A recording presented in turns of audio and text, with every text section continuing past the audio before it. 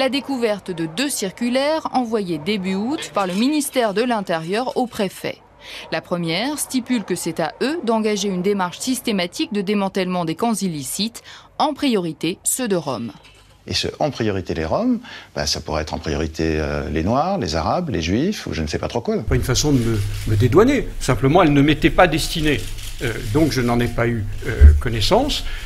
J'ai été alerté par vous, par la presse, ce week-end, et donc j'ai lu cette circulaire ce week-end. Ce que j'ai entendu sur cette circulaire de dire non aux camps illégaux, et quand il y a des camps illégaux de Rome, eh bien je vais vous dire une chose, moi je pense que c'est la traduction de notre politique. Non. Elle vient d'être annulée et remplacée par une nouvelle circulaire que nous nous sommes procurée. Celle-ci est signée personnellement par Brice Hortefeux. Les évacuations de camps illicites, précise cette note au préfet, doivent être poursuivies, quels qu'en soient les occupants.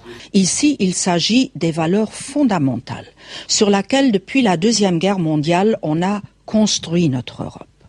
Plus de déportations en masse. Non, l'aéroport de Droissy, c'est pas Baume-la-Rolande ou Drancy.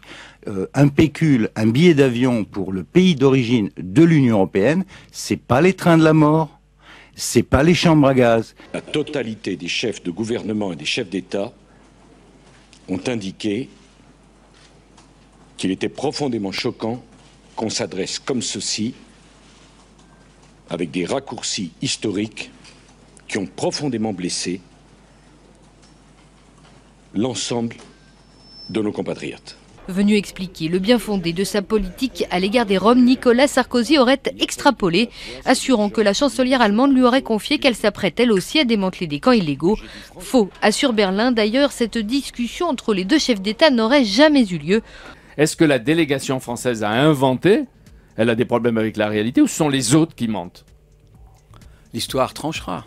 Moi, je n'ai pas assisté, alors que j'étais là tout le temps. Oui, mais qu'est-ce que vous a dit le président de la République?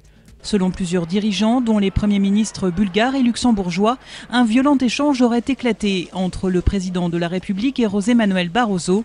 Les éclats de voix étaient si forts qu'on les entendait à l'autre bout du couloir, raconte un diplomate. Venons-en maintenant aux accusations du journal Le Monde qui a déposé une plainte contre X pour violation du secret des sources. Évidemment, tout le monde se demande si l'Élysée est dans la ligne de mire. Voici le magistrat soupçonné d'être à l'origine des fuites. Un proche collaborateur de Michel Alliot-Marie depuis des années. Il a été muté fin août et s'occupe désormais d'une mission sur Cayenne, en Guyane. Il n'y a eu aucune consigne, aucune demande de l'Élysée à quelque niveau que ce soit. Il n'y a